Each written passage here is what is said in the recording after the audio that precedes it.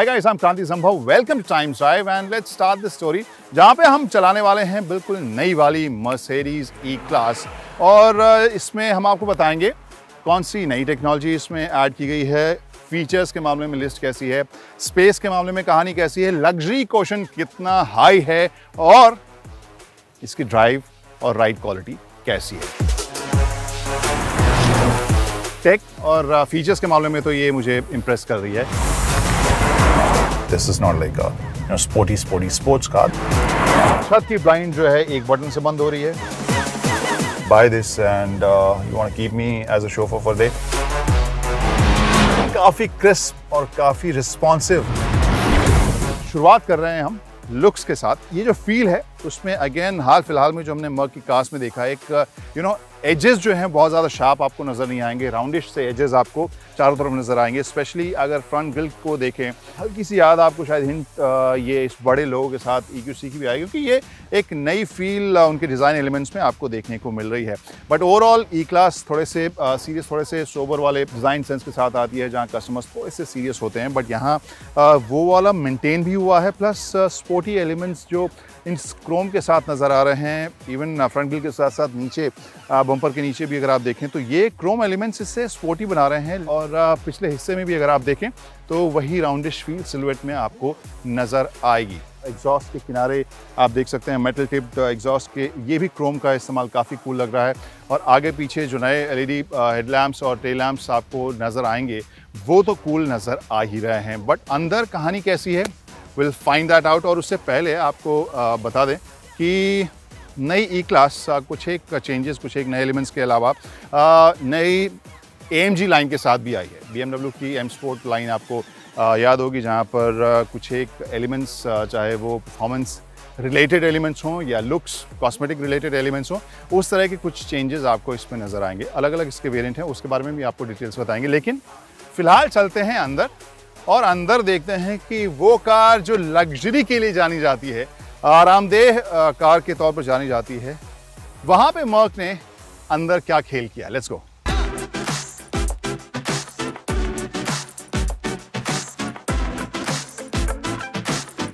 Coming back to this E class, मुझे premium, classy, stylish, cool सब कुछ यहाँ ये फील मुझे नज़र आ रही है।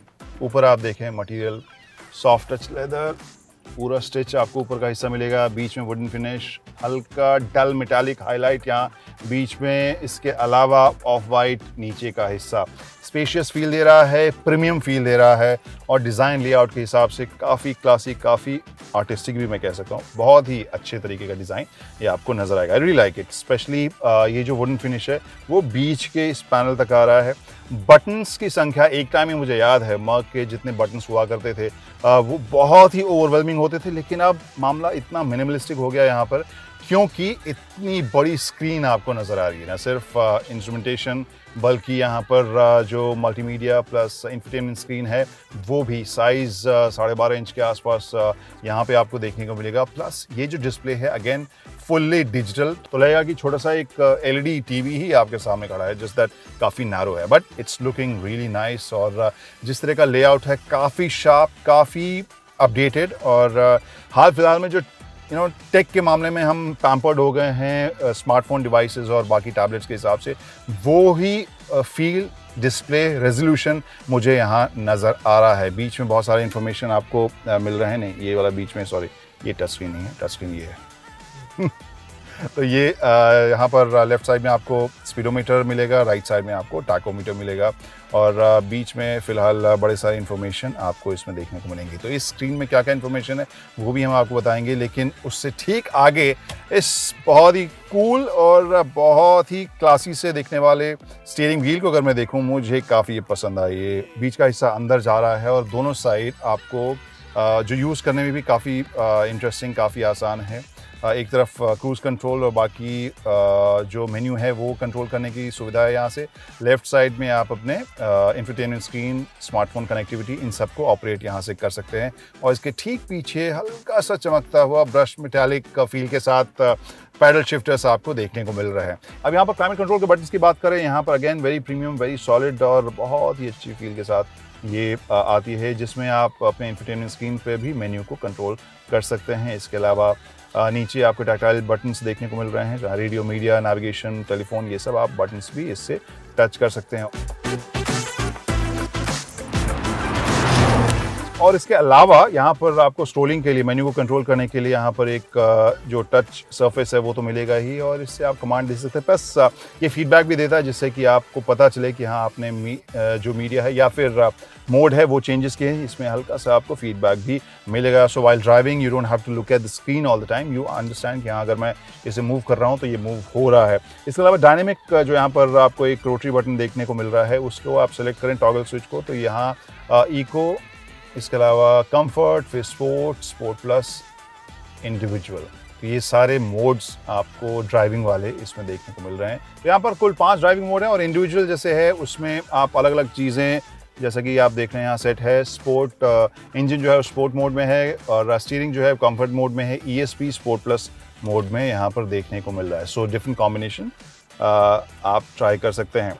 इसके अलावा ये जो बटन है उससे आप देख सकते हैं, पूरा आइडिया सिमुलेट कर देगी कार कि भाई आपकी कार कहाँ है खड़ी, और बहुत ही अच्छा डिस्प्ले देखने को मिल रहा है। I am telling you Delhi NCR में और नॉर्थ इंडिया में गर्मी बढ़ गई है, और अभी धूप ऑलमोस्ट सर के ऊपर हमारी पहुंच गई है, बट ये डिस्प्ले मुझे काफ़ी कूल, काफ़ी साफ़ सुथरा लग गया है, तब भी जबकि मैंने यहाँ सनग्लासेस पहने हुए हैं। इसके अलावा एक और बटन है जो आप यहाँ देख सकते हैं। आई मीन बटन तो और भी हैं, लेकिन ये बटन पीछे वाले ब्लाइंड को खोल या बंद कर सकता है।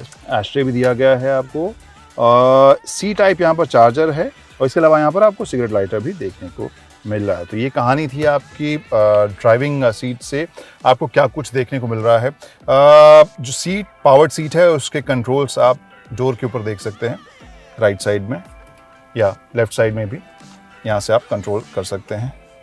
ओवरऑल फील काफ़ी प्रीमियम, काफ़ी लग्जरी वाली, और जो कलर कॉम्बिनेशन है वो भी मुझे काफ़ी अच्छा लगा। So this is the spot which I like. I am not sure drive करते वक्त आई वुड लाइक इट और नॉट, वो तो बात की बात है। चलते हैं बाहर, और सेकेंड रो में कहानी है कैसी है वो आपको बताते हैं, लेकिन उससे पहले इस बड़े से सनरूफ को तो देखिए, उफ, मज़ेदार।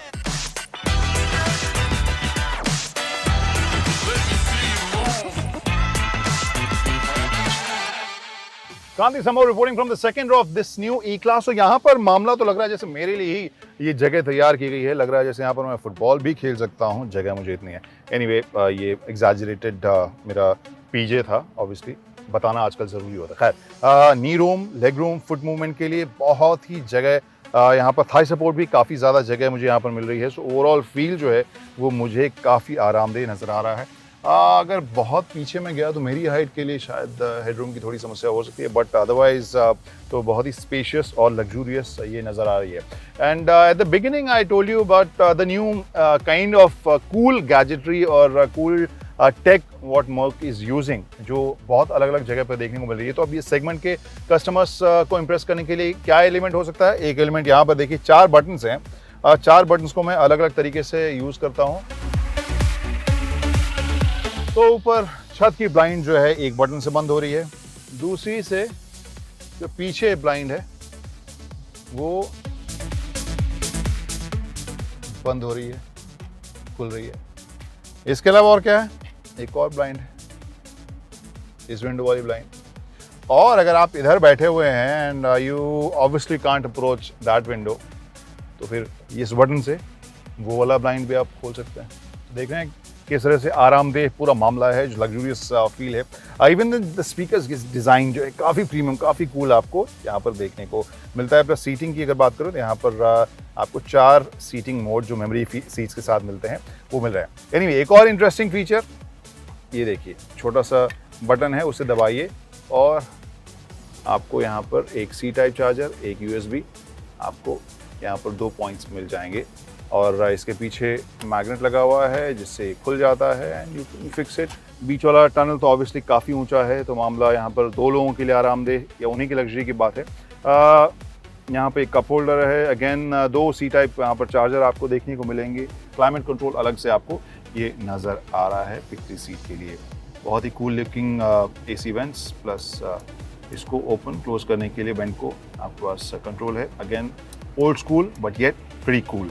और अगेन यहाँ पर फैन स्पीड और टेम्परेचर अप डाउन करने के लिए। और ये तो कहानी रह गई थी। यहाँ पे आप देखिए अब ये अलग लेवल है टेक का, जहाँ पर यहाँ आप वायरलेस चार्जर देख सकते हैं, सामान रखने के लिए आपको जगह है। अगेन एक सी टाइप चार्जर की आपको यहाँ पर स्लॉट आपको मिलेगा, मतलब चार्जर ही चार्जर चारों तरफ। और ये जो टैबलेट है अगेन उसे आप कर सकते हैं रिलीज, और सामने जो भी मेन्यू है उसे आप यहाँ से कर सकते हैं कंट्रोल।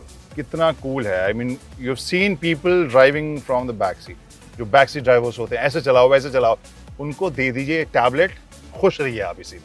अपने हिसाब से म्यूजिक चलाइए, अपने हिसाब से मेन्यू कंट्रोल कीजिए, एसी चलाइए, बंद कीजिए, whatever you want to do just do it. कितना कूल है ये। सो यू कैन अंडरस्टैंड कि जो मैं शुरू में कह रहा था, again coming back to the same thing, किस तरह से हाईटेक जो फीचर्स हैं उसे मर्क यूज़ कर रही है अपने कस्टमर्स को, न सिर्फ आराम देने के लिए बल्कि थोड़ा सा इम्प्रेस करने के लिए भी। एंड आई एम इम्प्रेस्ड, काफ़ी मज़ेदार एंड इम्प्रेसिव। तो ये है कहानी सेकेंड रो की। स्पेस, फीचर्स और इम्प्रेसिव हाईटेक गैजेट्स के साथ मुझे जगह तो बड़ी पसंद आई।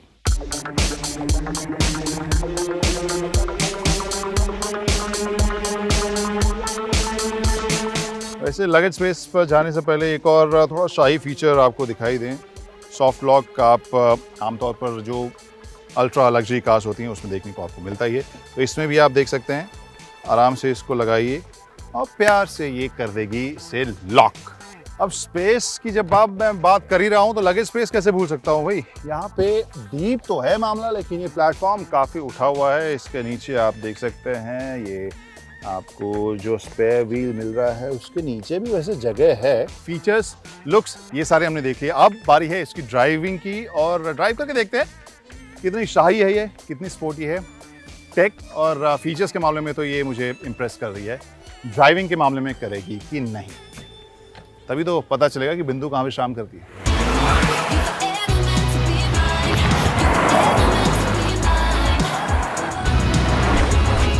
Now it's time for us to take this for a spin, और वहाँ पे इसका परफॉर्मेंस हम आपको बताएंगे कैसा है। बट उससे पहले एक तो इंजन ऑप्शंस के बारे में बताते हैं, उनके पावर और बाकी टॉर्क के फिगर्स के बारे में आपको बता दें, 0 to 100 के बारे में बता दें। एंड ये जो है E200, इसके परफॉर्मेंस के बारे में अलग से आपको बताएंगे, because that's what we are driving.